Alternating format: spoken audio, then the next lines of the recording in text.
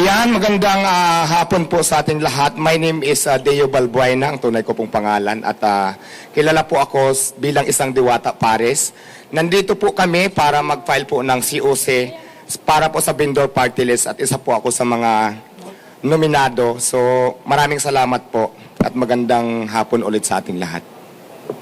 So ayan, ang vendor party list po ay ito po ay samahan ng bawat maninindang Pilipino na alam ko po na marami ng party list, pero ang vendors po kasi wala pa po talagang nagre-represent para po magkaroon ng boses ang bawat maninindang Pilipino. Kaya po nandito kami ngayon para tumayo bilang isang boses ng bawat maninindang Pilipino. Hindi lang po dito sa Manila, kundi sa buong Pilipinas po. So, ang kasama ko po ay ang aming founding chairman. Nandito po sila. Kasama namin si Tita Malolipana, Sir Lawrence Pisigan at si Ma'am Cheryl. So, ayan, kami po ang kumakatawa ng vendor party list. So, maraming salamat po sa inyong lahat. Okay. May mga katanungan sa Medjanoy, no? Sige po. Magtatanong? Question, please. Dwight Plapler. Clarification lang, sir. Pang-ilang nominee po kayo ng pang-ilang nominee po kayo ng vendor po ba o vendors po? Vendors party list po kami. Vendors party. Opo. At pang-ilang nominee po? Pang-apat po. Bali pang-apat po ako. Pang-apat po. Opo.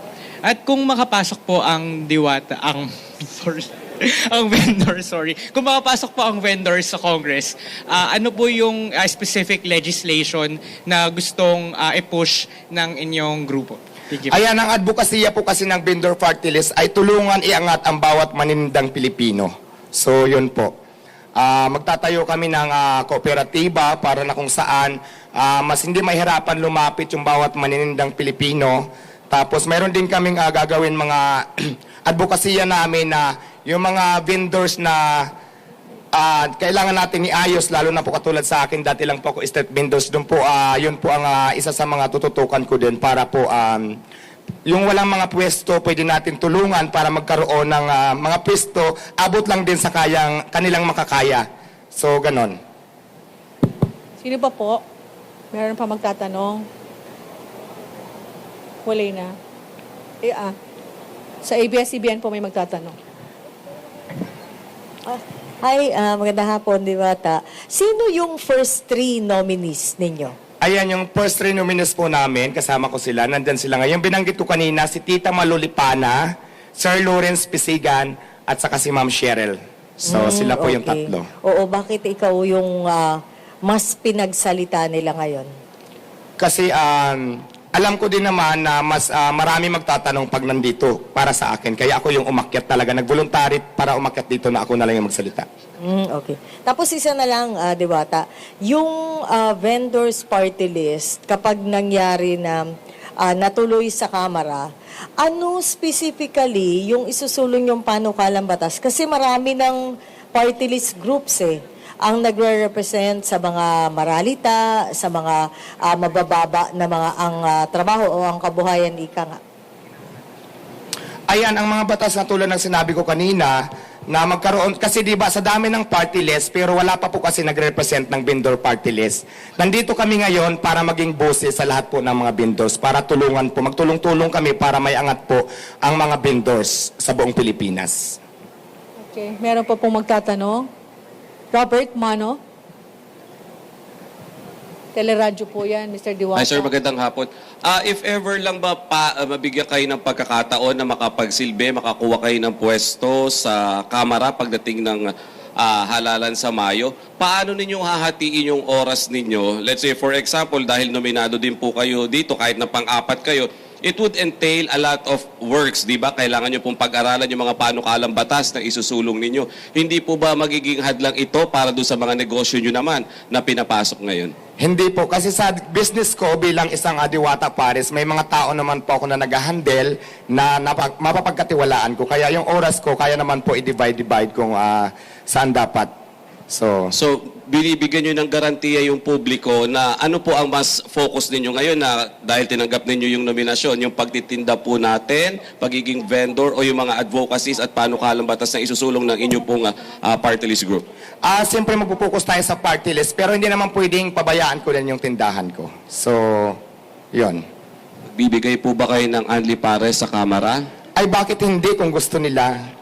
Mag-unrice tayo doon at free soft drinks pa. Okay, thank you. May question pa siya sa likod. Thank you. Hello po, good afternoon.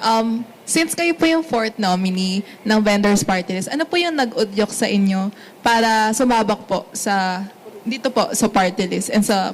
Ayan, ma'am, base kasi sa mga karanasan ko, siguro naman maraming nakakakita dito sa social media kung paano ako may paglaban bilang isang vendors. Noong nakilala ko po si Vendor Party List, talagang hindi ako nag-atubili na sumama sa kanila para ipaglaban ang karapatan ng bawat maninindang Pilipino. Nang intensyon lang naman namin ay mabuhay ng patas na ito lang yung kaya namin gawin. So yun po, maraming salamat. Thank you. Please. Sir, good afternoon po. Amor Santos po from Newswatch. Sir, ano po sa tingin niyo yung magiging bentahe po ninyo sa pagtakbo ninyo sa halalan? Considering na tama po ba, first time po ninyo nasasabak Yes, politika? first time po. Ano po yung parang mai-offer nyo na bago sa publiko para makumbinsi po sila na bumoto para sa Vendors Party List? Ayan po, kasi ang advocacy talaga ng vendor party list para po sa lahat ng vendors, para nga tulungan yung mga vendors, yung mga nagtitinda, kasi di ba pag vendors tayo, importante talaga yung puhunan. Hindi kasi makapagtinda kung wala kang puhunan. Isa pa yan sa mga advokasya namin na dapat namin gawin pag binigyan kami ng pagkakataon para makaupo dyan sa pwesto. So, yun po. Sa batas po, paano po iyon? Gusto nyo pong magkaroon ng batas na magbibigay ng puhunan po sa mga vendors? Paano po ba yung specific yung bill? sa batas kasi, ito kasi yung dapat bilang isang vendor talaga, kasi naranasan ko talaga kung paano talaga makipaglaban sa mga, di ba, nakiklearing tayo. Ang batas na gusto kong gawin, tapos lalong-lalo na po yung sa karanasan ko din na medyo yung permit medyo napakahirap, yun kasi ang naisip ko. Gusto ko mag-implement ako ng batas sa pag-aralan na para mas mapadali. At susunod tayo sa batas talaga, pero yung hindi mahirapan yung bawat maninindang Pilipino na kagaya lang naman sa akin, mga small business lamang po kung tawagin. So parang ganun po yung naisip ko.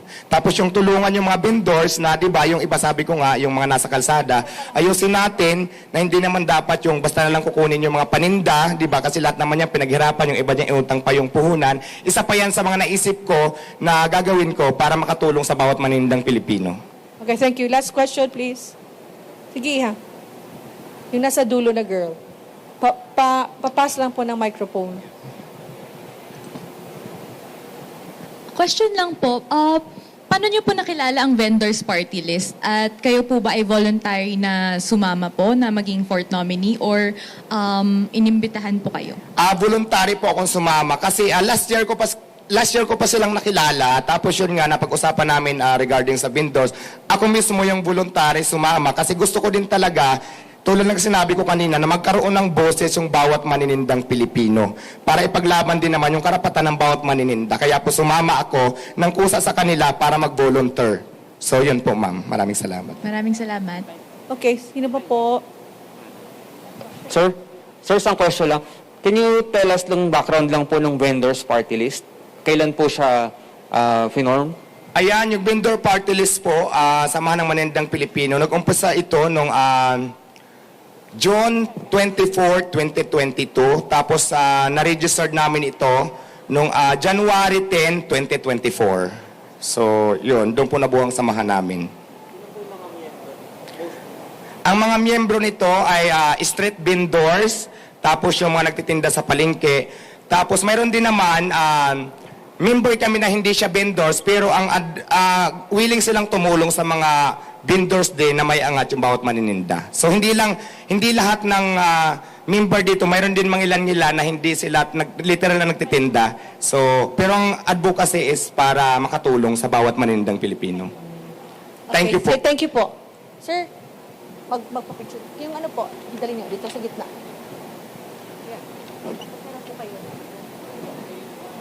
Bababa po.